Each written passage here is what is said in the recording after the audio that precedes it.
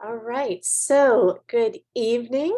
We have our recording in progress, and thank you for joining. All right, so tonight we are talking about time secrets. We're talking about how time management is a spiritual endeavor and how time management can affect your finances as well. And I think we all know this, but before we start, I want to share a story.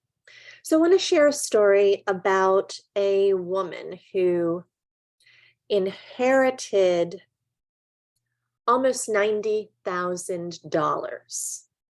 She inherited it, and it actually reminds me of a movie called Brewster's Millions, where Richard Pryor, it was a movie in 1985, and Richard Pryor played the main guy, and he inherited $30 million. But he had to spend the $30 million in 30 days. And if he did that, he would gain 300 million. And if he didn't do that, he would lose it all. The goal was at the end of 30 days, he had to have spent everything, but he could not own anything. He could not own any assets. He had to leave that 30 days with just the clothes on his back. And he couldn't just give it all away randomly to charity. He could give only 5% to charity. He could do 5% for gambling, but he had to use the money and spend the money and not give any assets. So this relates to the other story that I have of the woman who inherited about $90,000. And she was given a directive that she had to spend it all in that day, and she could not carry any over to the next day. So in the story, she has this money, and she found out somebody stole $100. And she was like, why would somebody steal from me? And she got really upset, and she said, she wanted to call the police, and she wanted to hire private investigators, and she wanted to get them back because they took from her. And it really just affected her emotions and her mind and her thoughts. And she was just obsessed with spending whatever it took to find out who took the money and to get them back, even if it took everything she had, because, well, she had to use it up by the end of the day anyway. So, what happened? What would you do if you received as an inheritance almost $90,000 and somebody stole $100 from you? Would you spend 1,000, 10,000, $50,000 to go after that $100? Think about it. What would you do? Would that be a good return on your investment? I'm going to tie this together. The $90,000 was actually 86,400. $86,400. That was the amount. And that is the amount that you're given every single day in seconds. Every day we are given 86,400 seconds. And we can't save it until the next day. It starts over. Every 24 hours, it starts over. So what are you doing with your 86,400 seconds?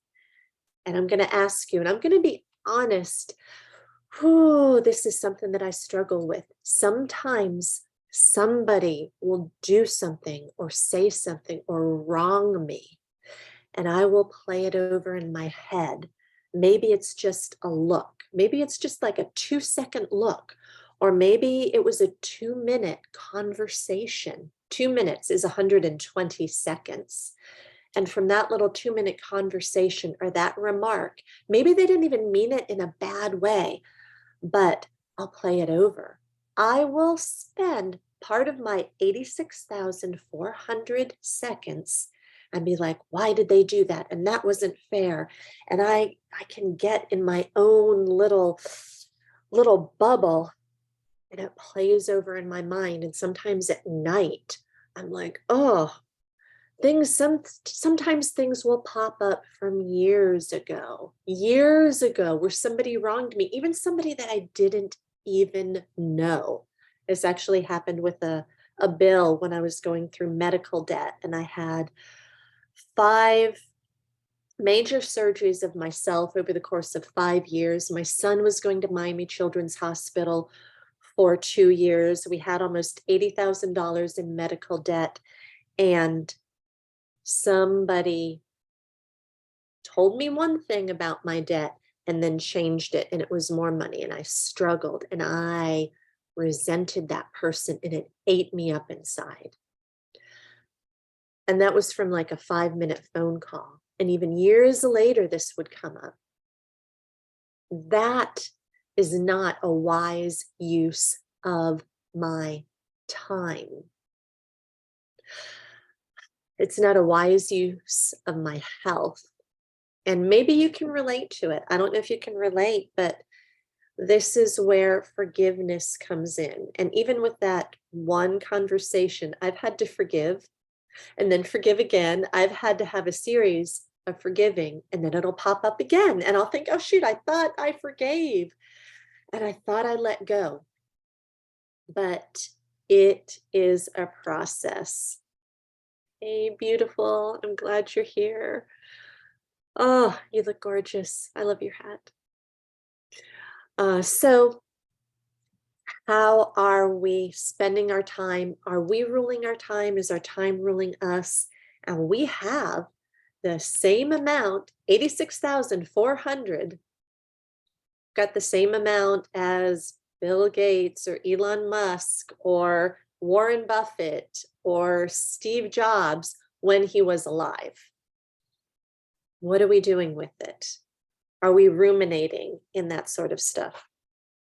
So it is a challenge for me, and it is something that I continually work on. And it totally ties in to your finances. How you do one thing is how you do everything. If you're tracking your finances, if you're responsible with your finances, it's going to spill over into how you're spending your time. And I just want to share a few scriptures because I truly believe, and Monique is here, she knows this, our coach and mentor has always said the Bible is the best success book ever written. And I totally believe it. And it definitely changed my life when I saw what the Bible said on debt. And when I saw what the Bible said and what God's plan was for his people, his plan was to have his people live a free life and to live a debt-free life. But in the case where they used debt, they were not to be in debt for more than 7 years. And in the case where they used debt, they were not charged interest by their fellow brothers and sisters. How's that? It's a lot different from the credit card companies. So time and finances are really, really tie into each other. And you can always make more money, but you can never make more time. So let's talk about time. Psalm 90:12 says, "Teach us to number our days, that we may gain a heart of wisdom." Teach us to number our days, that we may gain a heart of wisdom. Colossians 4:5 says, make the best use of your time. Make the best use of your time. How about, and Monique, again, thank you for your message. I'm so glad you're listening, even though you're about to catch a bus, my world traveler. How about 2 Corinthians 4:18? We do not focus on what is seen, but on what is unseen. For what is seen is temporary, but what's unseen is eternal. And Ecclesiastes 3:11 says, God's made everything beautiful for its own time, but he has planted eternity in the human heart. So, again, lots of things about time. And consider that. Consider those scriptures. Consider what we're doing with our time. And as you consider that, I believe that time is precious. I believe it's a challenge for us all. And I have heard in this group that, oh, I need time management. I need help for time management. And where does my time go? And part of the problem is being unorganized. Part of the problem is not having a plan, not having a vision. So there's a book called Plan Your Work and Work Your Plan. There's a book, Plan Your Work and Work Your Plan. But you have to plan more than your work. You have to plan your life, your dreams, your goals, and have you written them down? Because it's going to be really hard to plan your time if you don't have a greater vision. And if you get one thing out of this, success starts the night before. Success starts the night before. So if you're here live and you're hearing this, it's evening where I'm at. It's just after 8 p.m. Eastern time. Before I go to bed, I need to plan my day. My son, he's 19, he just got a full-time job, and they're actually willing to help him when he goes to college with the schedule and with even paying for part of his college. And I have trained him. Put your clothes out the night before, plan your breakfast the night before, pack your lunch the night before, get everything ready so when you wake up, you can hit the ground running. When you wake up, you know, this is what I'm going to do. My breakfast is set. I know what I'm going to have. I know what Bible scripture I'm going to read. I know the order of things. My clothes are laid out. Success happens the night before. Success happens the night before. And that's what I have for you. So I'm going to recap. 86,400 seconds. Don't waste it on unforgiveness. Don't waste it on living in the past. Don't waste it on living in the future. Sure, plan the future, but don't daydream. Okay, Monique says success habits, intentionality. Yes, we want to be intentional. The present is a gift, and let's live in that gift. How you do one thing is how you do all things. If you're not planning out your time, it's going to be hard to plan out your budget. If you're not planning out your budget, it's going to be hard to plan out your time. Get a vision, get organized. And if you are having trouble with that, the number one thing that helped me with my time is something called Time Secrets. Time Secrets. It taught me lifestyle changes that I needed to make to align with my goals. It talked about how to focus and not get thrown off track. It talked about banner blindness. It talked about character, how to work on your character so you can set goals. It talked about the one thing that you need to change about yourself to get your goals in the next 12 months. So many great foundational habits that I can't give you in half an hour, and that I can't come to your house every single day and take you by the hand and say, we're going to plan, we're going to use our time together wisely. Sure, I have coaching. You can hire me for coaching and we can have accountability. But even if you did that, I can't do it for you. You need to take ownership. I'm here to help. I'm here to point you in the right direction. And you can do this and it can be done. But it needs to be a habit you do every day.